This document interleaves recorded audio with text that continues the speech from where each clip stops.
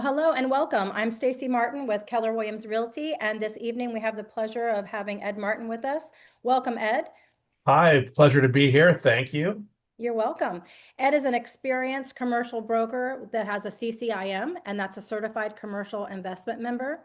He's got a lot of experience, and this designation is a highly respected premier professional designation in the community for for commercial real estate. So, Ed, take it away.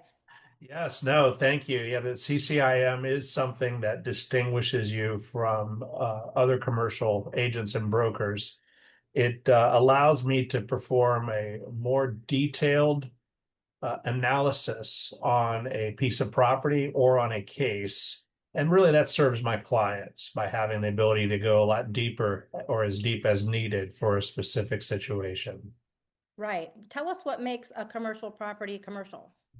Why That's a great question. I actually lead with this question a lot because it's not always that clear. But the easiest way to distinguish whether something is commercial as opposed to residential is the primary purpose of the real estate for someone to make money. Now, we could get into specifics like, what is the zoning of the property? Does that classify as commercial? But you could find exceptions. Or what is the lending for it? But you could find exceptions. Typically, a confusing asset type for commercial and residential would be multifamily. And the way the lending community looks at that is if it's four or fewer units, they classify that as a residential investment loan. But if it's five or more units, the lending community classifies it as a commercial investment loan. But for the most part, you could take that dividing line of is the reason this property is here, if it's for someone to make money, and you could call it commercial. Right. Well, commercial transactions have a significantly longer lead time compared to residential. So what can you share with us today to help manage expectations and reduce anxiety for clients? Yeah. So I think it is very important to set expectations at the beginning. So an ounce of expectation settings can lead to a pound of outcomes, right? Because it does take a lot longer and there's a lot more room for interruption or for cancellation. I do spend a lot of time on the front end talking about that. Most people are familiar with residential. They're familiar with Redfin and Showing Time and Zillow and with a lot of change to the data. And so I spend a lot of time making that distinction if they've never transacted in commercial before about what's different. First of all, our data is not as clean, is not in one system, and it is not regulated. So therefore, there could be a degree of inaccuracy to it. Second thing is we don't have standard forms because actually most commercial brokers are not realtors, meaning they don't join the association. Lots of time people confuse the word realtor with real estate agent. Well, they don't, it's not congruent. You have to join the association to get the realtor designation. And then once you join the association, you can then subscribe to be a member of the MLS, which of course is the one source of authority for residential data. Commercial data is all over the map, doesn't change much. It could take us a while. I have had transactions that have taken 3 years or cases that have taken 3 years to fully transact. So I like to make sure I spend a lot of time consulting with my clients about what that duration could end up being. And so I get into the dialogue early on about is this a time sensitive search or sale that we're doing so I can get to the heart of what their expectations are and either adjust my profile of where we price or what we do or adjust their expectations. Well, good. Well, tell us some of the specific due diligence hurdles often overlooked and how you would simplify that complexity for clients early on, such as the process and making it manageable for them. Yeah, so I do like to have an interactive conversation as an introduction early on. And so a conversation like this, where Stacy, hypothetically, you'd be my client. And so I would talk to you about what type of asset are we looking at? So I get asked a lot, how is the commercial real estate market? And I say it depends upon the asset type and the zip code. So in residential, you have one use for a property to dwell in it, right? In commercial, the use is going to vary by the asset type. So we have five major asset types. We have office, retail, industrial, multifamily for one's 5 units or more, and then we have specialty. And specialty is a broader range that we can get into granular things like churches or event venues or car washes or self-storage, right? So I like to explain based on what asset type we're looking at, what might be things we need to think about, whether it's parking. A lot of times there could be rules on how much parking is allowed for that use in a specific property. Or it could be, are they storing hazmat or flammable materials in the unit? And we want to make sure that we go with properties that are going to permit that zoning wise, but then also permit it within the building that we're in. So those are common types of things that are often overlooked. And so I like to spend a lot of time at the beginning, making sure they understand, much like a doctor explains, this is the operation we're going to go through. I like to give a broad overview early on and then break it up into manageable chunks. Tell us about the competitiveness in commercial. I hear it can be competitive. So what system do you use to help your client win when purchasing commercial property? What's different about it? We usually break up our proposal and offer process into two main phases. And so a common term we use in commercial is called an LOI, or letter of intent document. And one of the main reasons we break it up into two phases is there's a lot more interaction with attorneys doing contract drafting and reviews in commercial real estate than there is in residential. And as you know, attorneys charge by the hour. The meter's running.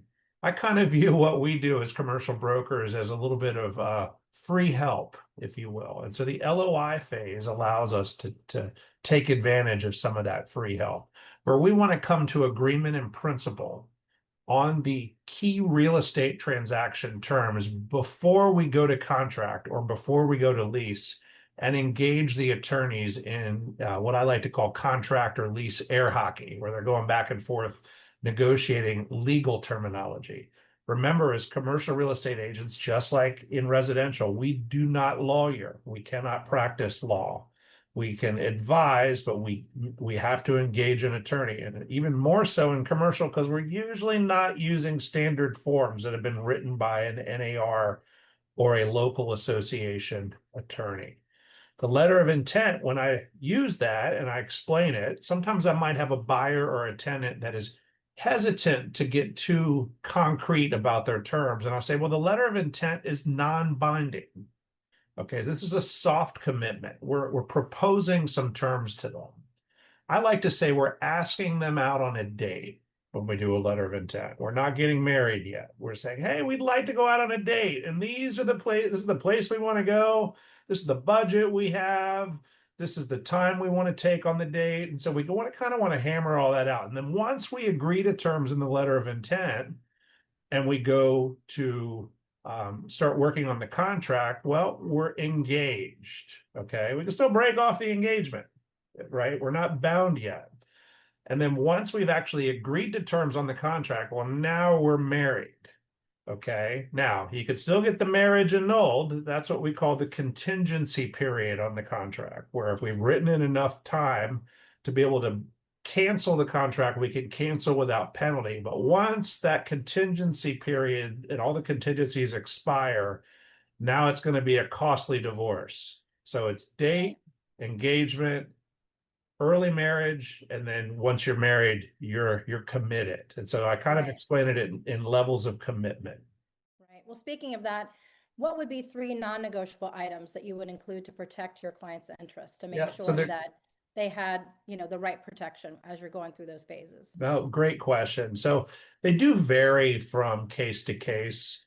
There are two things that when we talk about leasing that I like to make sure are included. One, I want to have a general clause in the LOI that carries forward to the lease that says if there is any reason the municipality will now permit my client to occupy the space, that the lease is cancelable by either party and the deposit and prepaid rent are fully refundable.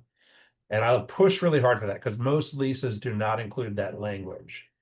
Something else I like to add is there are any things you have not disclosed that will materially disrupt my client's ability to occupy and use the space, I want to make sure that there's some form of recourse for my client on that as well. Okay.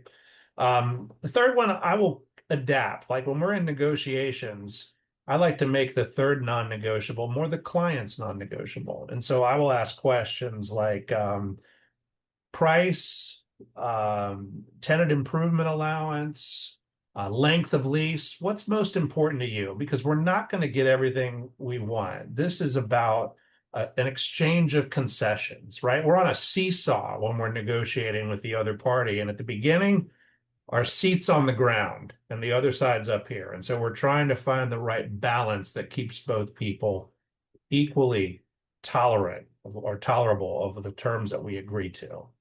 Right. So when someone's buying, uh, we get this a lot. What is the cap rate? And can you explain what that means and maybe Yeah, a simplified financial calculation to kind of help us yeah, decide if a property is worth it or not? yep. So cap rate is used two ways for purchases. One, for an investor to determine whether the investment opportunity has enough return for them. Okay. Cap rate is a very simple calculation. It's taking the net operating income for the preceding 12 months and dividing it by the acquisition price. That's cap rate. Okay. That's if you're an investor. Another way it is used is also in valuations. So in residential, when an appraisal is done, they primarily use the comps sold method in determining the value of the subject or the property that they're looking to put a value on.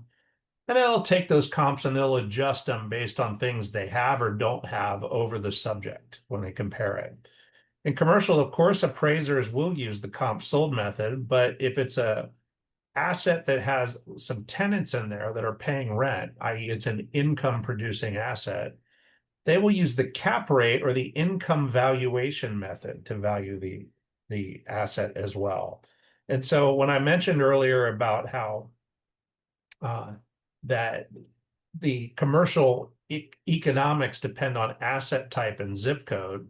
Well, cap rate is a reflection of that. So sometimes the cap rate for office in Tyson's might be lower than it is for office in Warrenton, for example, because Warrenton's got lower valued properties and Tyson's has higher valued properties. Okay. And so tool we use called CoStar keeps a nice finger on the pulse of what cap rates are between different submarkets in Northern Virginia.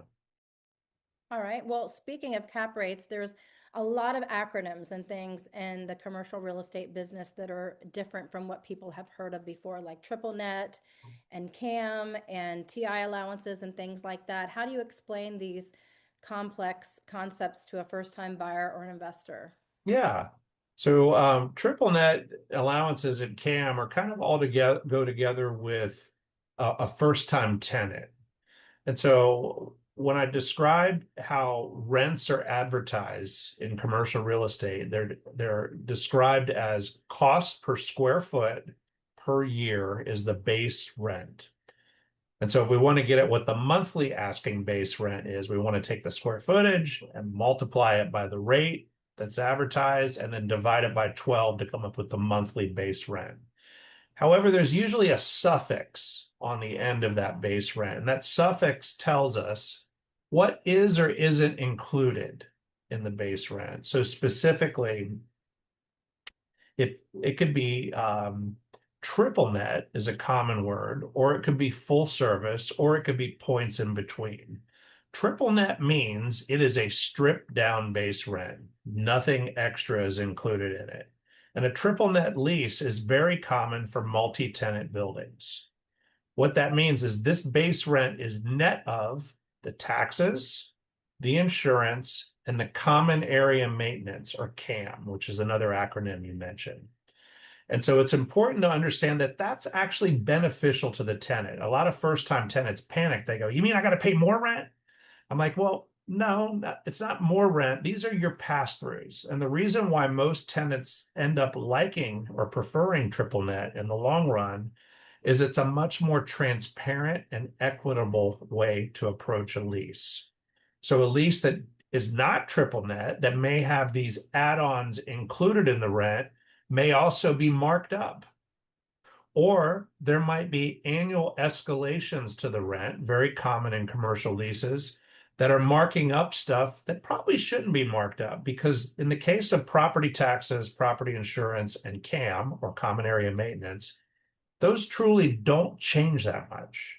You think about it, how often do property taxes and insurance change? Well, usually only when there's a valuation adjustment done by the county or the municipality.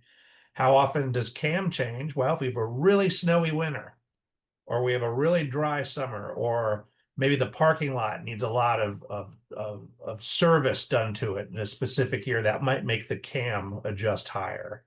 And so those kind of are what they are. And another thing we use when we talk about triple nets is we call them the pass-throughs.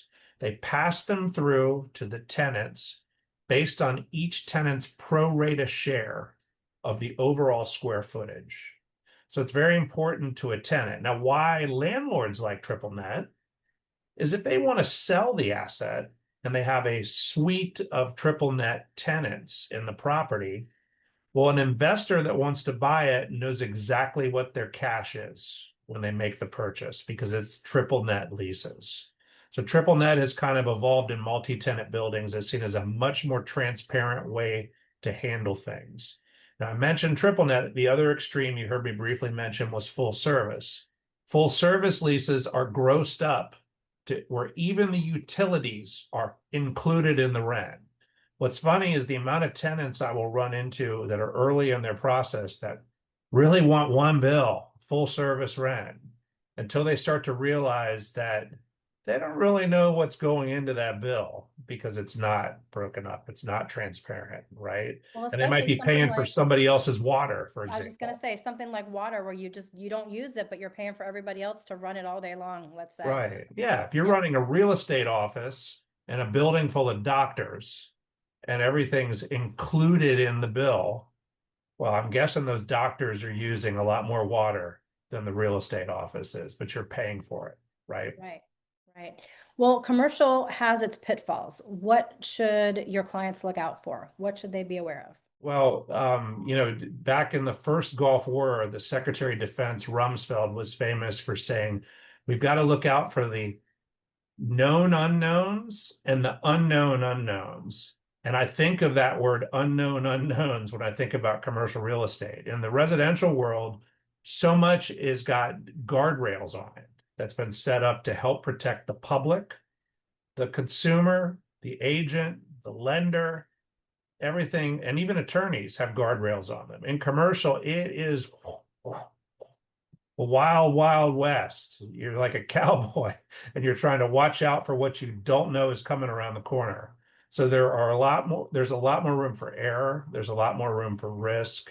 Virginia is a buyer beware state, and you should definitely make sure you're explaining that to your client over and over again. There are so many things you could run into that you just aren't expecting. You're Right, as the broker, you take great pride in trying to prepare them for the journey as much as you can, but you can't control everything. right. So let's talk about an example. Let's say you have a small company and you need to expand a home-based business. You haven't had space yet, and now you need that commercial space. And let's say we're going to use it Monday through Friday. And we're looking in Prince William County. We need some storage. We have a few employees. Maybe we need some parking spots.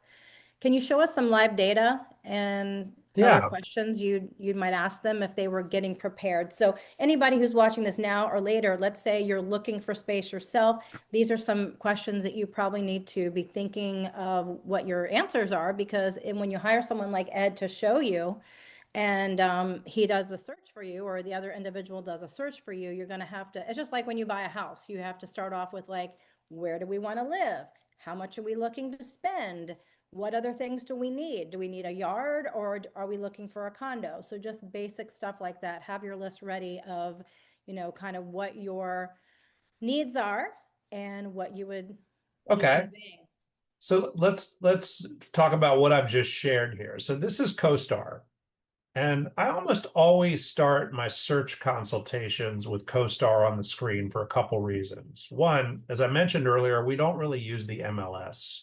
Only about 5% of my transactions come through the MLS. CoStar, which we're looking at, is a private, you got to be a paying member of it to join it, search and data analysis portal that is put on by its parent company, which is also called CoStar.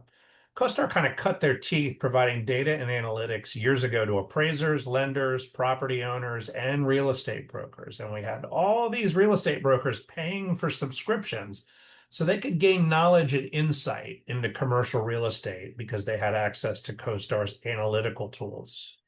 And then CoStar got a bright idea and they said, hey, we've got all these brokers. Why don't we let them advertise listings to each other? And so they started to allow that to happen. But of course, this system is closed. The public can't get to CoStar. And so they started to see that there were these other public search portals that were coming up. A more common one out there is called LoopNet. And CoStar said, we're going to buy LoopNet. And so you notice this blue pentagon, CoStar. Well, the LoopNet pentagon is red. And then CoStar has slowly been buying other asset-specific search portals like homes.com, you might have heard of. It's an orange pentagon. They also own land.com, a green pentagon. They own apartments.com. Don't ask me what the color is. But they also own BizBuySell. And so that's their empire they're trying to build, but with CoStar being the back-end engine and analytics of data. So I start my search here. And so in the scenario you're talking about, Stacey, a couple of employees, they need a little storage, they need a little office. That's kind of a hybrid asset type that we call flex in the commercial space. So you'll notice, remember those asset types I talked about earlier, office, industrial, retail. They've got flex and medical. Medical is its own specific subset of office. And so I add flex and I picked for lease. And each blue pin you see on this map is a advertised lease option that is flex for the portion of the map we're looking at. To keep our map specific, I'm going to take this 4-mile radius, and that's it. Okay. And you're going to notice that flex asset types look like a row of a bunch of garages in one building. Okay. And so what I start to do is I consult with you is I say, okay, how much square footage do we think we need? So sometimes the prospective tenant has an idea that, I think I want 1,500 square feet. And so I'll take a range of like 1,000 to 2,000.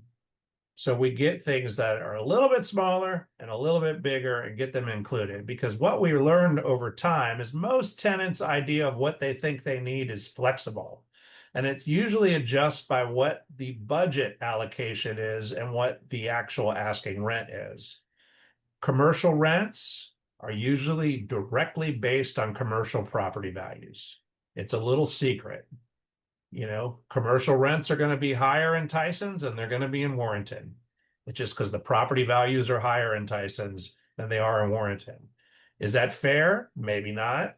But the theory is if you're renting space in Tysons, you're probably having an opportunity to make more money off using that space when you lease it than you are in Warrenton.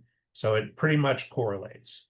So when I set that range of 1,000 to 2,000, one asset here comes up very close to 66 and 234. And this is over in Build America behind the Burger King off of 234. You can see a lot of these from I-66 as you're driving. And that's probably the main attraction to them, other than they're relatively inexpensive compared to other lease assets in that area. As I'm waiting for CoStar to bring this up, I'll describe to you what I say to tenants regularly. The lease is a loan. The owner has an asset, and they're loaning you the asset for the period of time that is the lease term. And your rent payments are your loan payments. And so the way an owner thinks is the worst thing they could do is go ahead and get you under lease and have you fail. So most of them would rather wait for the right tenant before they take a chance on what they perceive to be someone they might regret. Okay. They'd rather have their space sit empty. So in this case, we're going to talk about some terms. We've got an asset that you could buy, you could lease one bay for 1,700 square feet or two side by side up to 3,400 square feet. So when we click on this, we're going to see some terminology we talked about. This is a triple net lease. Remember, I talked about that earlier. Okay. So the rent of $17 a foot is the base rent per year, square foot per year. And so we take that $17, and we multiply that by 1,700 in a scenario where we're only looking at one bay. And that gives us an annual base rent of $28,900. We divide that by 12, and that gives us a monthly base rent of $2,408. You notice that they did the math for us there, $2,408. And the next thing you see is this broker from Busalis has done us one more solid favor. They've already given us the triple net rate. So if they hadn't done this, one of my early questions to Melanie or George or Tom, who have this list, is, and I would say, hey, Melanie, George, or Tom, I'm calling about your listing on Nathan Court for my client. They're a home-based business looking to expand into brick and mortar that they rent. What are your triple nets running? Because remember what I said earlier, triple nets are the true expenses for that asset. And so they'll usually come back with $1 per foot per year rate. So in this case, if we took the scenario of 1,700, we take $4.35 times 1,700 and we divide it by 12, and that gives us the triple net rate of $616 and a quarter. Now, if the tenant wants to know, well, what does that mean? And I would say, okay, well, if we add that 616 and a quarter to the 2,408 base rent that we had here, that means $3,024.25 plus you pay your own utilities. Okay. But keeping in mind that the only part of that rent that's subject to annual escalations is going to be the base rent. So that's what I would describe. Now, some key things I would look for in a property like this is, what is the clear height? So Stacy, as you mentioned, they need some storage. Well, so I see here the ceiling height is 15 feet. Okay. I'd say, is that going to meet your needs? How high are you going to need to stack supplies and materials in the storage area? Then I'll say something like, how much parking do you need? So CoStar keeps track of parking ratio.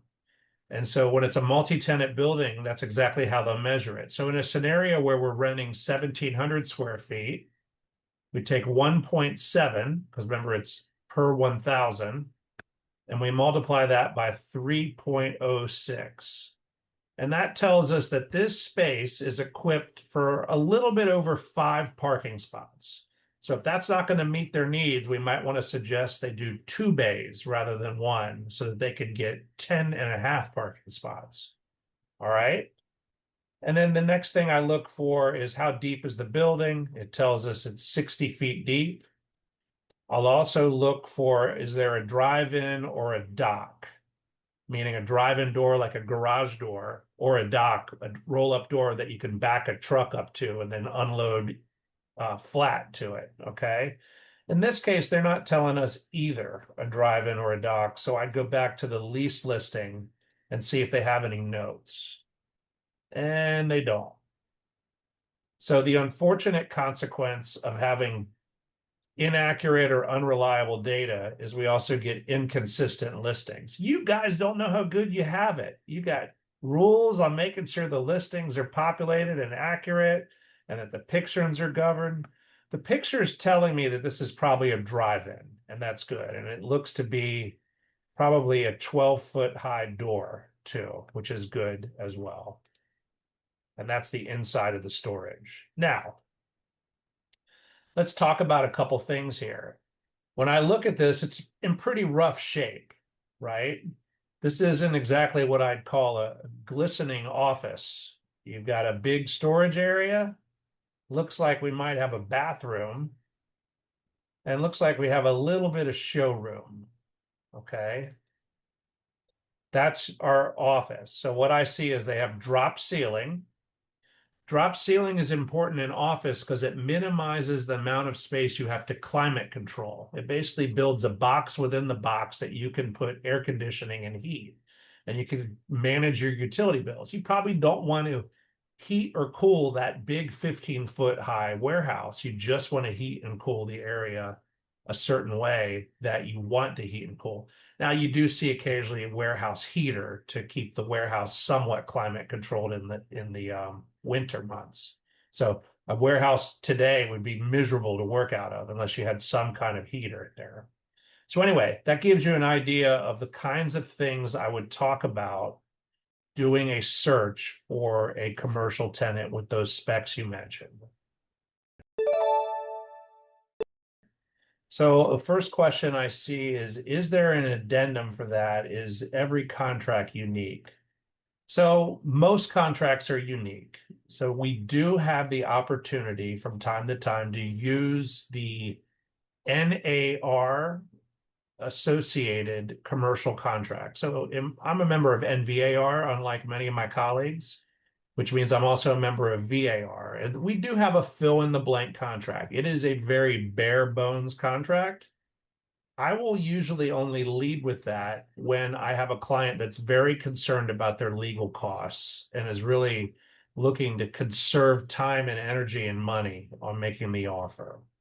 And typically, if it's using the fill in the blank contract, since I am a realtor, I'm authorized to fill in the blanks on that association contract. Now, if it is a handwritten contract, meaning from scratch, written by an attorney, I do not practice law. The client's attorney has to write that contract. Looks like another question I got was, do you use the cost approach for commercial? Yes. Usually, an appraiser or a commercial broker will use the cost to replace if the other two methods are not available or reliable, because that's the hardest one to do. Because usually you have to factor in things like depreciation, like how long has that space been there? We can't value it based on the cost of today's materials to build it exactly like it is, given the condition it's in. So we're usually backing off some kind of depreciation expense for that method as well. Because if we valued it based on the cost of today's materials, it would be overvalued. Perfect. Well, we really enjoyed our time with you today, Ed, and we hope that for everybody who's watching or will watch later, that we gave you some perspective on what to keep in mind and how you need to be informed with decisions about commercial real estate. And Ed, do you want to tell people how they can get in touch with you if they're looking to buy, sell, lease, what have you, within commercial real estate? Yes, the best way to get in touch with me is my email address, which is ed@Martin Commercial Partners, And your phone number. 703-867-3350. I look forward to advising or helping you or anyone you know. Well, thanks, Ed, again for joining us. And to everyone out there, have a great evening. Thanks for Thank joining you. us. My pleasure.